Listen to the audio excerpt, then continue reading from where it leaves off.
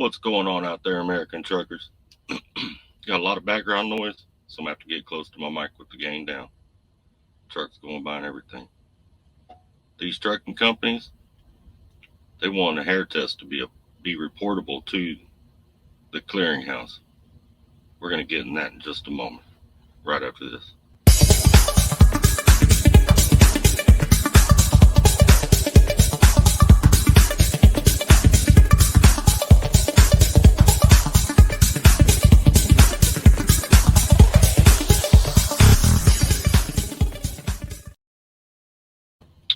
What's going on out there, everybody? I hope everybody's staying warm and safe. It is starting to warm up a little bit up here.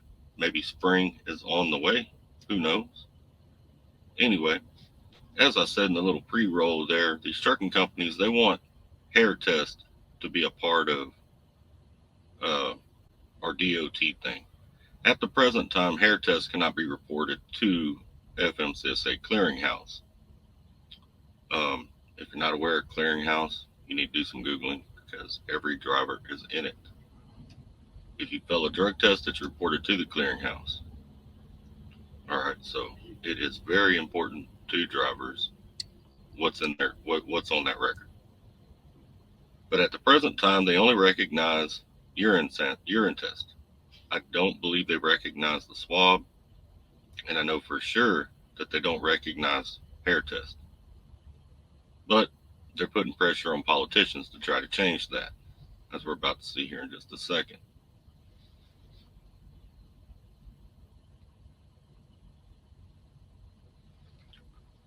Now, as you can see here, they have began putting, let me bring it up here where I can read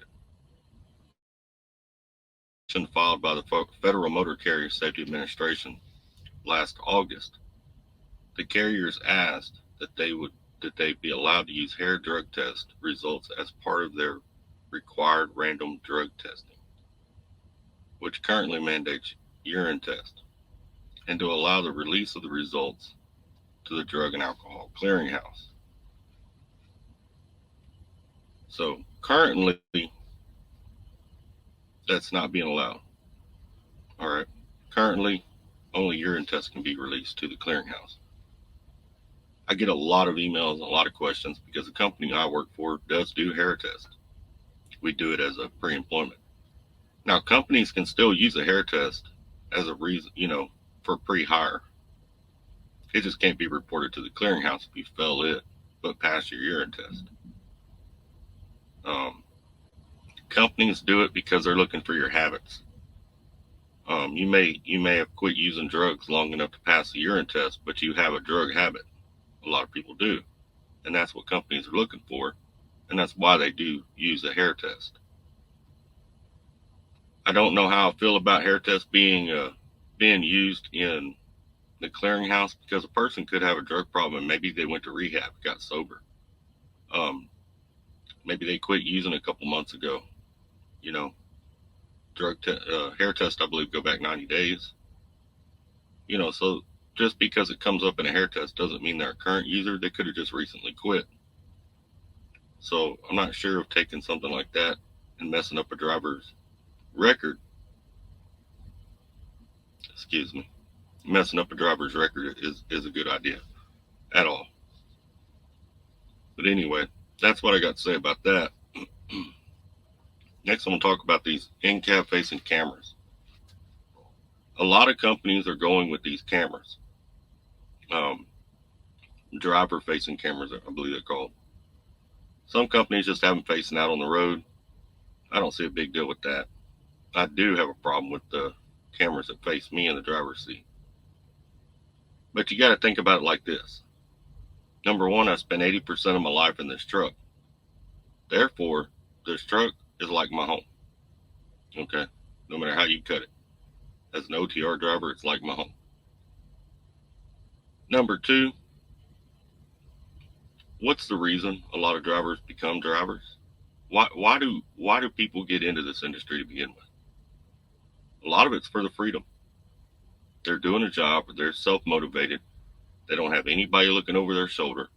You take that away whenever you put an in-cab camera in. Not only that, but you go the total opposite. Not only do you have somebody looking over your shoulder, but you got somebody looking over your shoulder every second of every minute of your entire day. Doesn't mean you're doing anything wrong. It just defeats the purpose of why people want to get into trucking. See, and that's something I don't understand. These companies talk about, oh, we got a driver shortage. We got a driver shortage. We got this problem. We got that problem. Then they'll go and implement things that cause more of a driver shortage. Okay? So you stick an in-cab camera up here, looking at me in the driver's seat. Half of the reason I became a truck driver is because I didn't like people standing over my shoulder. So you go and put a camera in and stand over my shoulder. Well, now you're taking away half the reason to drive a truck. You're going to lose that many more people that were thinking about coming into the industry. They're going to be like, nah, screw that. At least here at my regular job, I just see my boss a couple times a day. My boss don't have a camera sticking over my shoulder. You know what I'm saying? Not only that, but imagine working from home. Let's say you work from home. Do you want them to come in and put a camera up in the corner of your house looking at you 24/7? I think not. I think not. We're already tracked in everything we do.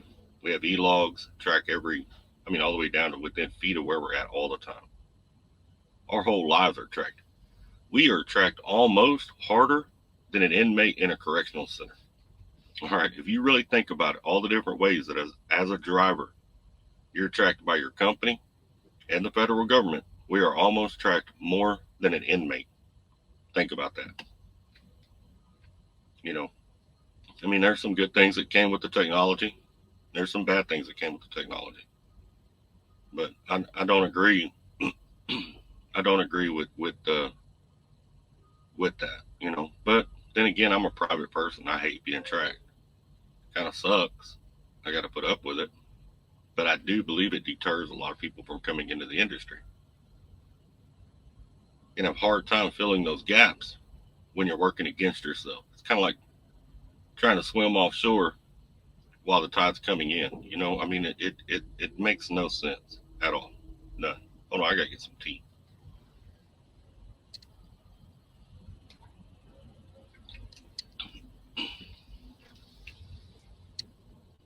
These companies talk about trying to fix the driver shortage, and what's really crazy is the Biden administration is working with some companies on looking at the driver shortage, right, and coming up with ways to fix it. You know what one of those companies is? CRST. One of the worst trucking companies out here is who they pick to look at to try to fix the driver shortage. That's mind-blowing, drivers. That's just absolutely freaking mind-blowing. I don't get it. But hey, they say anytime our government gets involved in something, they're going to screw it up. They prove that daily, especially with the current administration that we have. It's absolutely nuts. How do y'all feel about driver-facing cameras? Just you don't like them doesn't mean you're doing anything wrong. You just, if you're like me, you just like your privacy. I like a little bit of privacy. I'm already tracked with an ELD. I'm already tracked with the cell phone right here. You want to stick a camera on me looking at me anytime I'm in the driver's seat. And I know a lot of these companies will tell you that that camera's off, but it's actually recording 24/7, and it's recording in a loop. And you can get online and you can Google research. There's drivers been fired for things that happened when the truck was parked. All right. Because that camera picked it up and the company didn't like it. There was actually an incident of one company that was watching drivers have sex in the sleeper. And they were cracking jokes about it. You can actually look that up. That was during their parked 10-hour break. I don't trust those cameras. I don't like them. They can be used for things that are against us, and it's just my privacy. I give the company 80% of my life. Give me a little bit of privacy. You know what I'm saying? You already got a thing on the front of the truck that brakes for me. You already got a thing that tells me whether I can't make right turns or not. You're already tracking me 24/7 with an ELD all the way down to the foot. We got apps on our phone. You're already tracking us there too, where I'm moving. You know. Now, with that being said, here at Creek Carriers, we only get driver-facing cameras if we mess up. If we have an accident, if we do something like that, we'll get a driver-facing camera. As long as we don't do anything like that, we don't get one.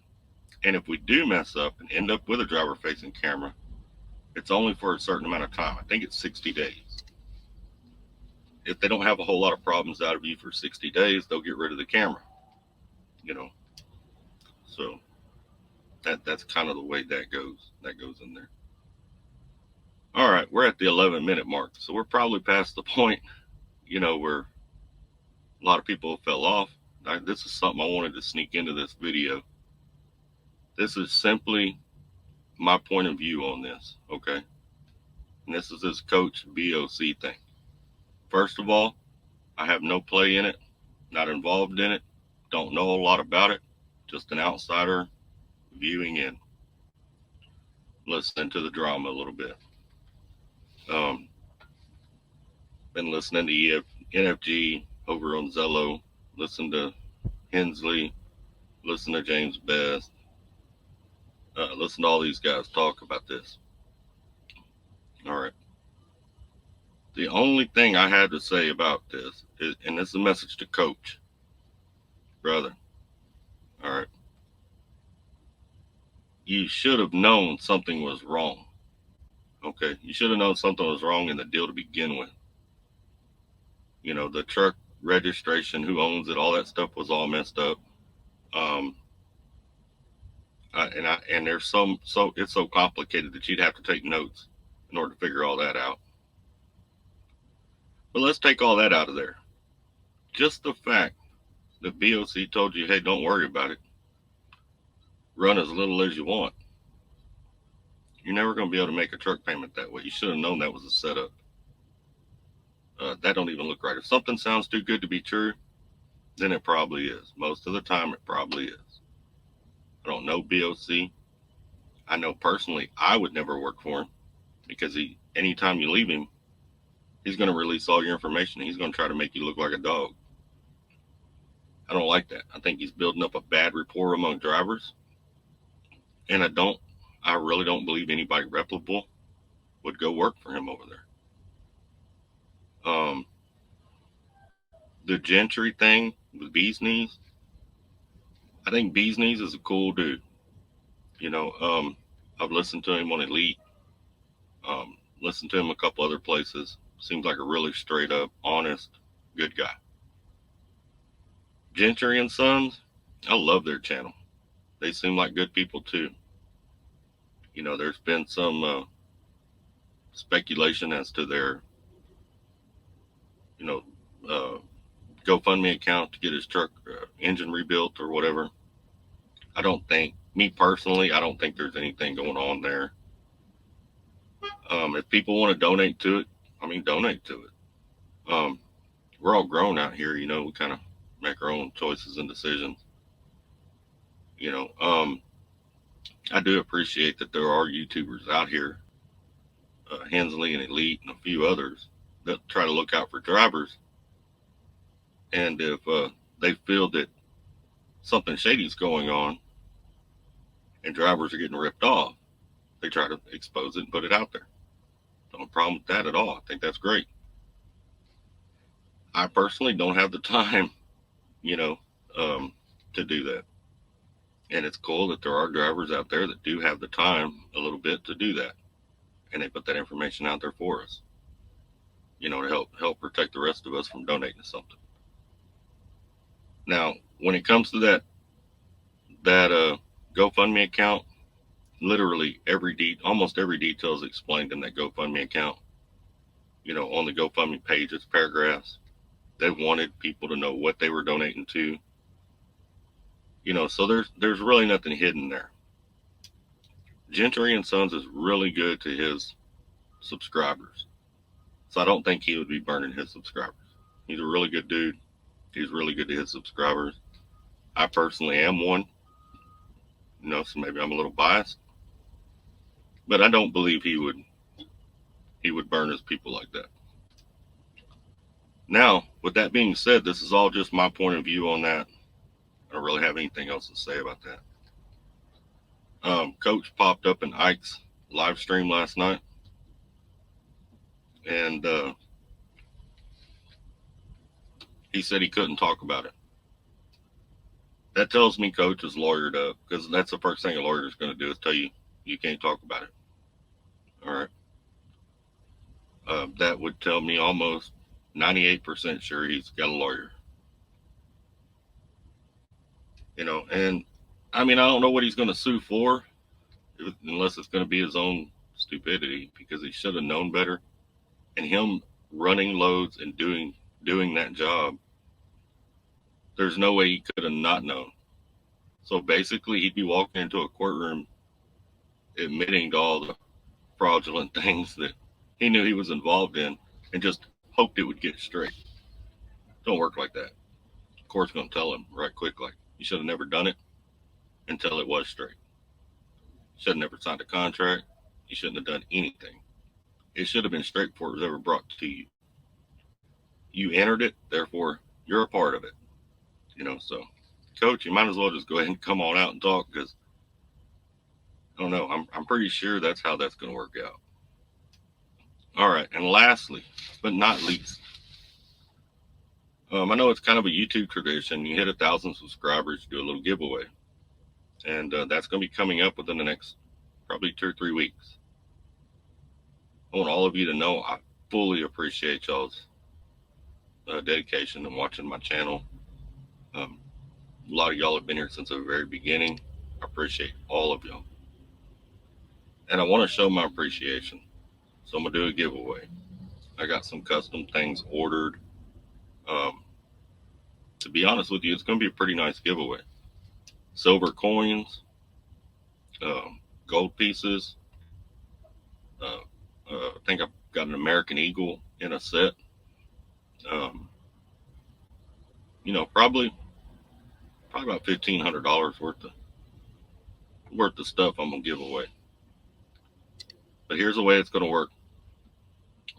When I get all this stuff set up, I'm probably going to put together like little packages. And each package will come with several things, right? And then I'm going to make a video about it. And then everybody who comments on that video, likes that video, and is subscribed will be entered into the drawing for that. And then I'll go live a few days or a week later, and we'll do a drawing, and we'll all sit and talk, and I'll communicate back and forth with y'all on the live, and we'll do a drawing and give that stuff away. Thinking about doing 5 different packages, so there'll be 5 different people selected from there. If you win in the drawing, just email me a mailing address, and I'll get that stuff shipped out to you. That's the way that's going to work. So if you're not subscribed and you want a part of that, you're going to want to subscribe. That'll be coming up pretty soon.